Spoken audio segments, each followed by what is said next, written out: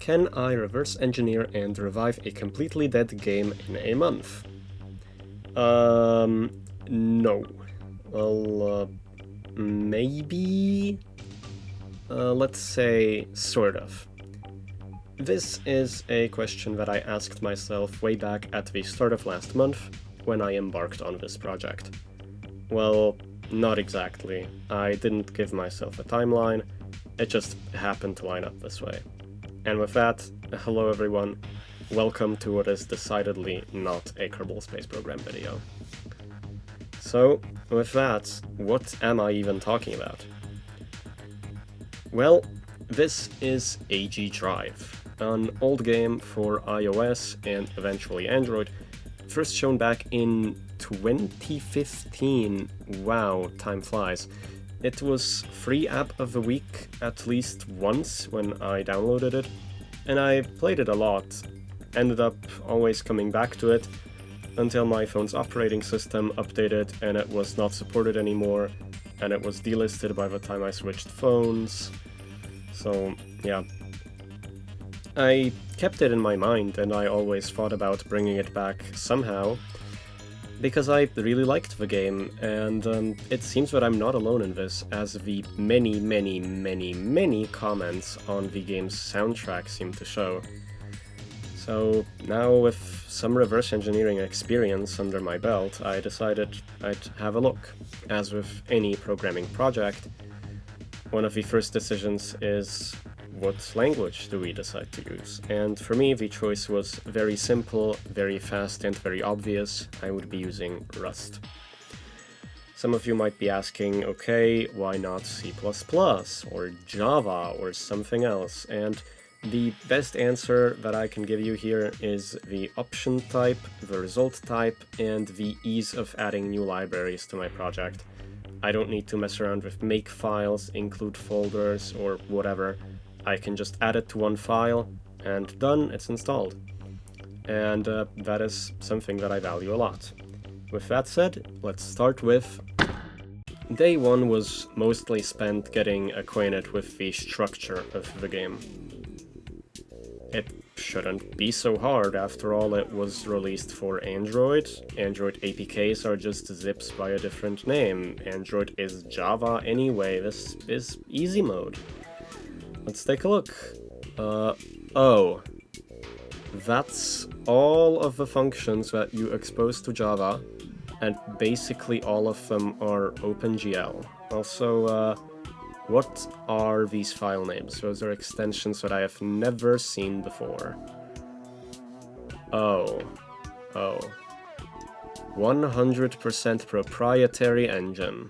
Alright, this will be more difficult than I thought. Well, let's see what kinds of leads I can find.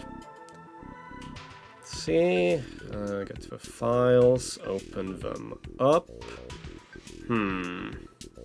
This IPK looks like a lead, and Lua C is also promising, so these look like file names and extensions.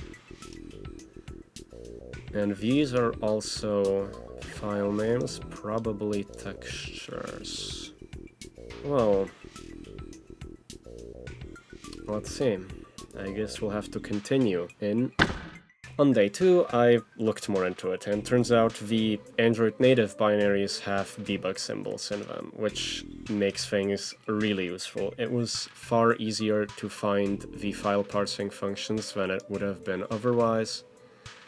So I was able to parse them very quickly and found more confusing files underneath. I got to work on the first format, STG, which I found to be a static geometry format. This makes sense considering its name, but the function to parse it left quite a lot to be desired. I mostly left it at that. I continued a bit on day 3, but found it very difficult. Thought perhaps that I had bitten more than I could chew. On day 4, out of desperation basically, I decided to check the other architectures this game was built for. First I checked x86, as that's what I'm most familiar with, but there were multiple versions, so I also opened up the ARM version, and as it turns out, that was the winning ticket, as a few functions that were inlined on one architecture were not inlined on the other. With that, I was able to successfully implement the static model format. The next day, I decided that I would look into the other track format, which, when decompressed, turned out to be a list of animations, which meant in reality that it was a list of transformation matrices. Alongside that, it, however, had one animation which stood out, called Pathfinder, which for some reason had some special stuff afterwards that I didn't really know what it was for at the time. And this is also the one place where I decided to use unsafe code in my project, so that I would be able to get a matrix parsed in 3 lines instead of like 20. On day 6, I decided that I would look at the dynamic model format, because for some reason it's not the same as the static one, and the texture format, and as we can see, neither of those functions decompile particularly well, and what I'm showing here is after I touched it up with renames and the like. Yeah, this was certainly a difficult thing. We are 1 week in and finally coding something more than simple unpackaging scripts. I decided to go with Glium to make my window, a decision that had absolutely no frustrating consequences whatsoever, and in a very similar fashion, decided to forego any linear algebra library in favor of rolling my own. And after achieving the most difficult milestone of all, that being a blank window in current year's graphics, I took a break for day 8. On day 9, I decided it would be time to actually render something.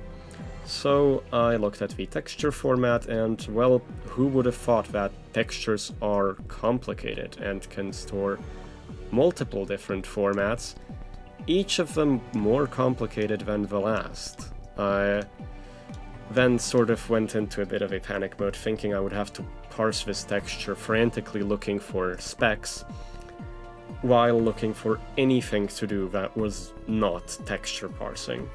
I managed to get shaders working with a lot of help from my good friend Capslock, who's easily the most knowledgeable person I know when it comes to anything graphics.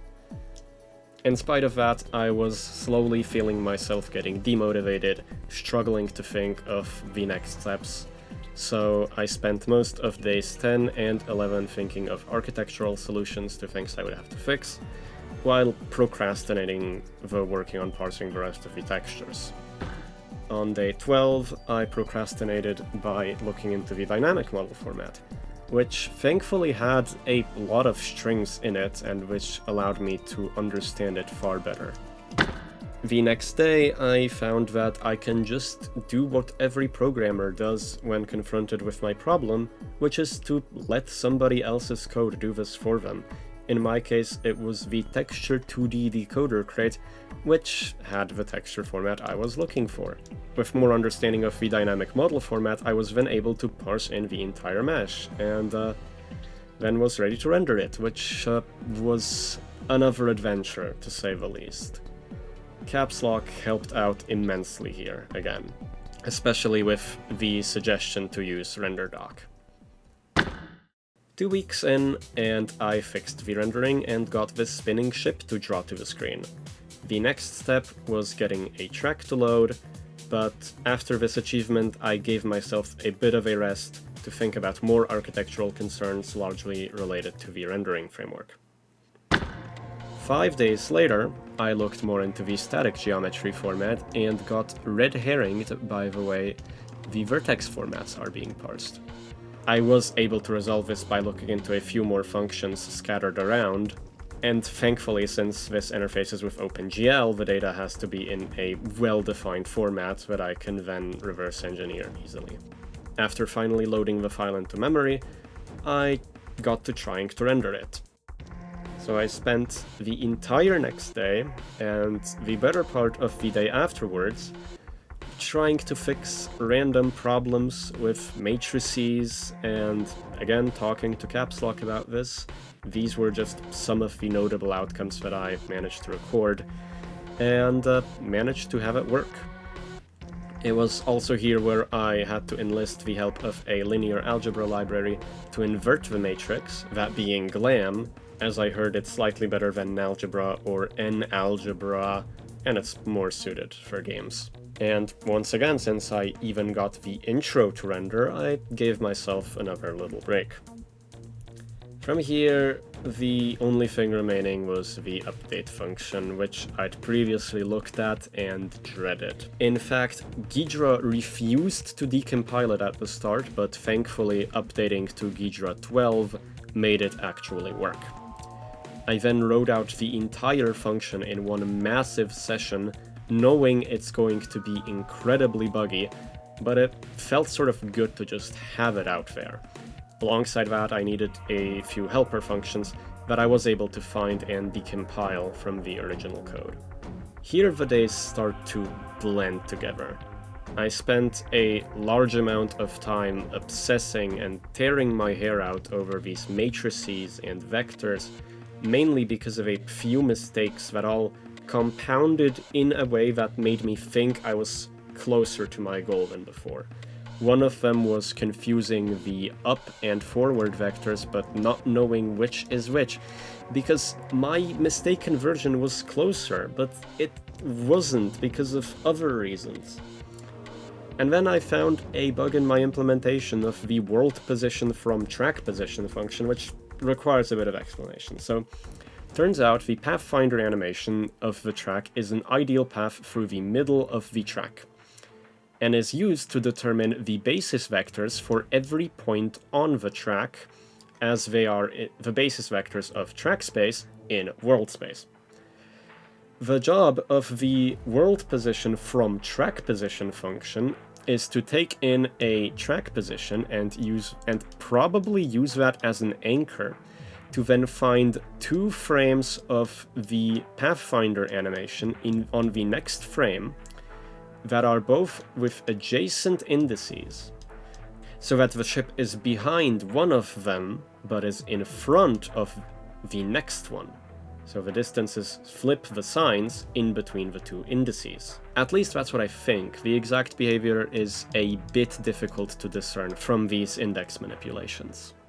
At first, I tried a functional Rust-style solution with the Windows method, which gives me 2 adjacent members of a vector, but it turned out to not work in case the ship went backwards from the starting line, because in that case, the iterator simply chose the next 2 planes that the ship was in quotes ahead and in quotes behind of, which caused the ship to teleport around the track randomly, and that was certainly fun to track down. So with that as a non-starter, I had it instead look for both indices independently until it found 1 positive distance and 1 negative distance. But the problem with that was that the indices were no longer guaranteed to be adjacent, i.e. some planes would be skipped. So the solution that I ended up using is probably similar to the original one.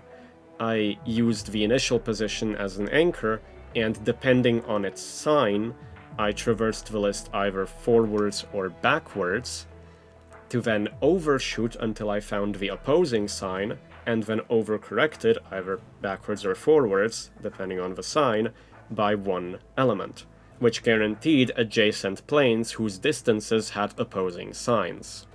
I'm pretty sure that this is what the original function did as well, but it's not like I can really tell. On day 28, I discovered another very infuriating bug, and that's that I mistakenly referred to matrix rows in the update function when they were supposed to be columns.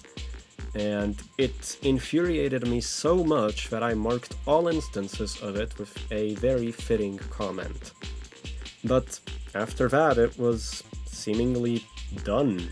I could drive around the track and, wait, that airborne behavior doesn't look right. So I looked for more things, fixed my position becoming nan the moment I got airborne, had about 40 lines of debug information printed per frame, found that some things that I used to ignore were actually relevant, and then it just seemed to work. That's absolutely great. It's time to start loading more tracks, so going to dump all of them in, all the textures, and it's complaining about the textures, but they're supposed to be there. Wait. Oh, another texture format. Well, let's see. This is format 2, so that is 1 XOR 8C03, that is 8C02. What is that? Oh, it's another new texture format, yeah. Well, it's already late, I'm probably gonna do this another day. On day 29, I wasted about 2 hours working on this texture format, only to find out that the crate I was already using supported that one too, and I just had to hook it up to the functions. Great success. And with that, we are here. The game is sort of working, it's just missing, let's see, UI, shaders, game flow, audio, skyboxes, yeah, a lot. But this is as far as I ended up getting in 1 month. Hopefully I'll keep my motivation to work on this and eventually be able to show more of it. With all that said, if you enjoyed me rambling about this, then please do like and subscribe. It really does help out a lot. I will let the rest of this lap play out uninterrupted, but the video ends here. Be sure to give me feedback or suggestions in the comments, and I hope to see you next time, which will hopefully not be in 3 years.